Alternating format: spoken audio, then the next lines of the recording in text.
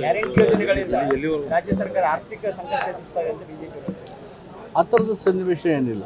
Guarantee ಯೋಜನೆಗಳು ಜಾರಿ ಆಗ್ತಾ ಇದ್ದಾವೆ, ಮುಂದುವರಿತವೆ. ದಲಿತ ಸಮಾವೇಶ ಮಾಡ್ತಾ ಇರುವಂಥದ್ದು ಎಲ್ಲಿ ಬಂತು ಏನು? ಅವು ನಿರಂತರವಾಗಿ ನಡೆದೇ ಈಗ ಹೋಗ್ತಿರೋದು ಅದೇ ಸಮಾವೇಶ ಅಲ್ವಾ? ಅದಕ್ಕೆ ಯಾರಿಗಾದ್ರೂ ಅಪಸ್ವರ ಏನೂ ಇಲ್ವೇ ಇಲ್ಲ.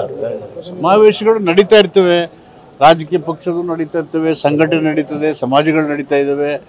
ನಿರಂತರವಾಗಿ ದಲಿತರ ಸಮಸ್ಯೆಗಳಿರೋ ತನಕ ಸಂಘಟನೆ ಹೋರಾಟಗಳು ಇದ್ದೇ ಇದೆ. ಅದು ಅಂಬೇಡ್ಕರ್ ಕೊಟ್ಟಂಥ ಮಂತ್ರ ಅದು. ಅದನ್ನು ಯಾರೂ ಬೇಡ ಅಂತ ಹೇಳೋಕ್ಕಾಗಲ್ಲ. ಒಂದು ಪಕ್ಷದ ವೇದಿಕೆಯಲ್ಲಿ ಮಾಡುವಾಗ ಎಲ್ಲರೂ ವಿಶ್ವಾಸ ತಗೊಂಡು ಪಕ್ಷದ ಅಡಿಯಲ್ಲೇ ಮಾಡಬೇಕು ಅಂತಕ್ಕಂಥದ್ದು ಉದ್ದೇಶ. ಪರಿಣಾಮಕಾರಿ ಈ ಅಡಿ ಹೈಕಮಾಂಡ್ ಏನು ಹೇಳಿ ತಣ್ಣಗೆ ಅಂತ ಏನಿಲ್ಲ. ಹೈಕಮಾಂಡ್ ಮಾಡಬೇಡಿ ಅಂತ ಹೇಳಿಲ್ಲಲ್ಲ.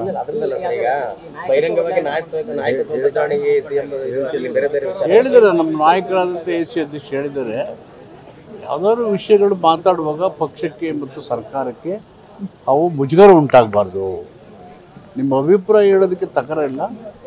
ಹೈಕಮಾಂಡ್ ಜೊತೆ ಬಂದು ಮಾತಾಡಿರೋದು, ನಿಮ್ಮ ಸಮಸ್ಯೆಗಳು ತೊಂದರೆ ಇದ್ದರೆ ಹೇಳಿ ಅಂತ ಹೇಳಿದ್ದಾರೆ. ಶಿಸ್ತನ್ನು ಕಾಪಾಡಿ. ಯಾವುದು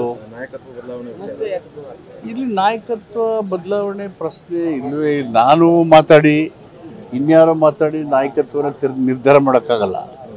ಈಗ ಆಲ್ರೆಡಿ ನಿರ್ಧಾರ ಆಗಿರೋದು ಹೈಕಮಾಂಡು. ಹೀಗಾಗಿ ಏನು ಮಾಡಬೇಕು ಅನ್ನೋದ್ರಲ್ಲಿ ಹೈಕಮಾಂಡ್ ವ್ಯಾಪ್ತಿಗೆ ಬರೋದು. ಹಾಗಾಗಿ ನಾವು ಮಾತಾಡಬೇಕಾದ ಅಗತ್ಯ ಇಲ್ಲ. ಹಾಗೇನು ಮುಖ್ಯಮಂತ್ರಿ ಪದ ಅಥವಾ ಅಧಿಕಾರ ರೆಕಾರ್ಡ್ ಮುರಿಯಕ್ಕೆ ಇರೋದು. ಅವಕಾಶ ಸಿಕ್ಕಿದಾಗ ರಾಜ್ಯದ ಅಭಿವೃದ್ಧಿ ಮಾಡಬೇಕು, ಜನಹಿತ ಕಾಪಾಡಬೇಕು, ಸೋಷಿಯಲ್ ಸಮುದಾಯಕ್ಕೆ ರಕ್ಷಣೆ ಮತ್ತು ಅಭಿವೃದ್ಧಿ ಮಾಡಿಕೊಳ್ಳಬೇಕು. ಸರ್, ಅಧಿಕಾರಕ್ಕೆ ಬಂದಾಗ ಒಂದ್ಸರಿ ದಲಿತ ಮುಖ್ಯಮಂತ್ರಿ ಒಂದು ವಿಚಾರ ಮುನ್ನಲೆ ಬರುತ್ತೆ, ಅದಾದ್ಮೇಲೆ ಮತ್ತೆ ತನಗಾಗತ್ತೆ. ಆ ವಿಚಾರವಾಗಿ ಗಟ್ಟಿಯಾಗಿ ಇದು ಆಗ್ತಾ ಇಲ್ಲ ನೋಡಿ. ದಲಿತರು ಇಡೀ ದೇಶದಲ್ಲಿ ಗಣನೀಯ ಪ್ರಮಾಣದಿದೆ. ಬಾಬಾ ಸಾಹೇಬ್ ಅಂಬೇಡ್ಕರ್ ಆಸೆ ಕೂಡ ಅಧಿಕಾರದ ನಿರ್ಣಾಯಕ ಸ್ಥಳದಲ್ಲಿ ಇರಬೇಕು ನಮ್ಮ ಜನ ಅನ್ನೋದು ಬಯಸಿದ್ರು.